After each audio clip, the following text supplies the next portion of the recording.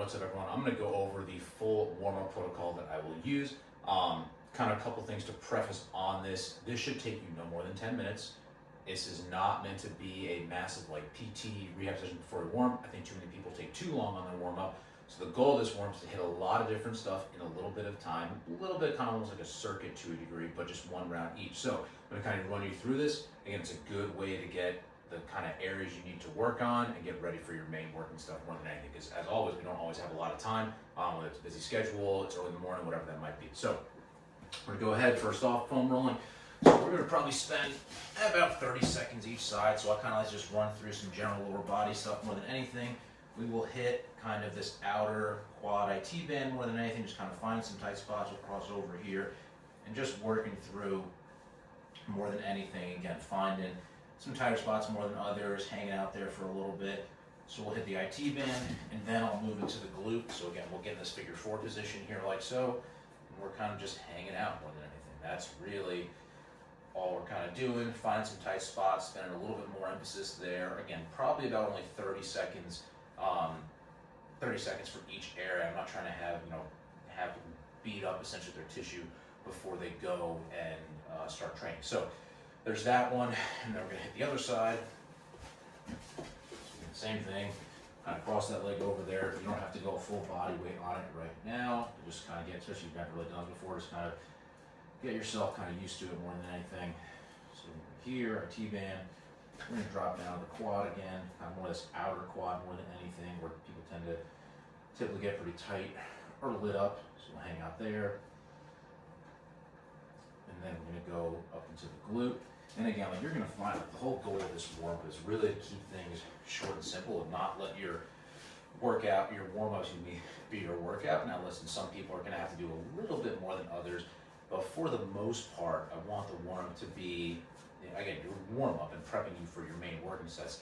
If you have more like rehab stuff you have to do, just mix it into your first working sets of your main lift. So your trap bar stuff, just throw your rehab stuff into your kind of warm-up sets for that, or your main working sets from there. And the last area I'll hit is the groin. So we're gonna kind of go ahead, we're gonna lie down here, and bring this leg out to the side, and kind of just work throughout that groin. Kind of starting mid-thigh, kind of working up a little bit more up towards the groin there for that kind of more proximal adductor. Working through that. Again, nothing crazy, just getting a little bit of stimulus into that area. Again, no more than probably 30 seconds each side is what we're spending here. Right? And for most people, just doing some of this little stuff every time before they work out is going to be enough to turn the dial. It's all about doing a little bit over a long period of time for a lot of this stuff and just giving a little bit of some joint response, and that's really it. So that's kind of our foam rolling there. Foam rolls off the side. If you guys have tight shoulders, you want to hit your lats, I'm fine with that too, but I usually just like to hit lower body more than anything. We're going to go into some very nice and easy hip circles. Get the hip moving. Go 5 to 8 each direction. Try to minimize getting a lot of low back. Go the other way.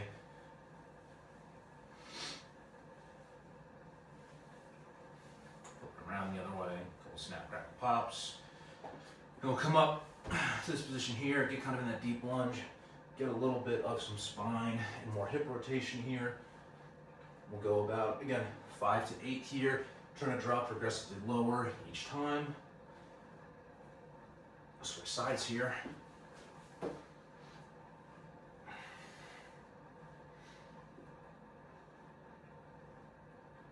then usually, hips are pretty good from that standpoint. So now, we'll work into some glute work here. Take a mini band, hip circle, whatever you got. We're gonna go through just some bridge work to get the posterior chain kicked up. So we're gonna probably go about 20 bridges here, making sure you're getting a good glute stimulus. It's not getting all low back. You should generally just feel a good working sensation throughout. Glutes more than anything. Keep that tension out in the band so you get a little bit of some side glute, glute med, glute min kicking on. So we get 20 there, and go into 20 single leg, just to make it a little more challenging. So you're gonna be hitting in total probably 60 bridges, 60 bridges total. 20 double, 20 single, each side. And again, really just making sure you're not overarching your back like this, keeping a good rib down position from a core standpoint, keeping tension out on that band. So don't necessarily believe you have to do every glute exercise under the sun in these cases. Okay, so there's that. So now, we'll go into more of our side glute work. Move this out of the way. So we'll get a side plank here, mini band around here, going up and down. Going up and down, getting tension at the top. Again, probably go about 6 to 8 each side. Now listen, if you can't do that because you got a shoulder issue or whatnot, all I'm going to have you do is mini band around the knee or the foot, and you're just going to go through some leg lifts through the reins there, making sure you're getting all back of the hip there. Do that. Switch sides here. Tight on space here. Now if you can do this, but the mini band is too much for you, just take the mini band away and go about doing your work. Okay. All right. So that is our glute work. Move on to some other variations now. Put the camera here. So now we're gonna move on to some back extensions. Don't mind the camera moving. And I just like doing this. Drop the range here. I just like doing this to get a little bit more posterior chain. This elbow's written down. And some low back work. So I'm gonna be here, feet heels together, toes can be turned out. You're coming down, hinging at the hip. You're not just totally losing control, but you're pulling up from a glute standpoint. So it should be all glute here. Let's go hands behind the head. Go for about 20 to 25. Okay, get the glutes, low back moved up. And you can see I'm already kind of starting to breathe a little bit. Just keep moving. You don't need to take rests. Just find a good pace. Keep it going.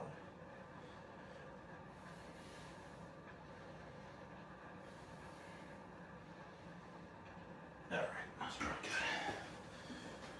All right, so now, kind of do a little bit of some core work. I'm gonna bring the camera back here. Come to this position here. I like doing some side bends, just to get that kind of oblique lateral core working. So I'm here, glutes are squeezed, so I'm not getting a ton of like hips shooting out this way. I'm staying here and it's all trunk, going back. So I'm thinking about using that oblique to pull me back up. About 15 here.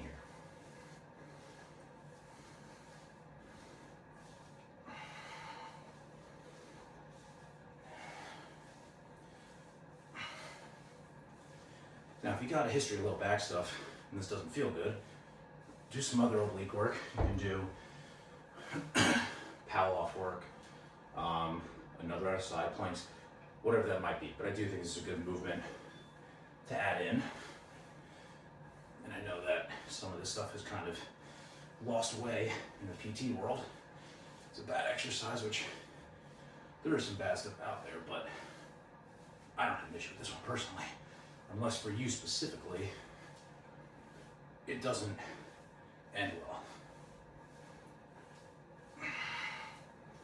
Okay, so there's that. So, we got two more things here.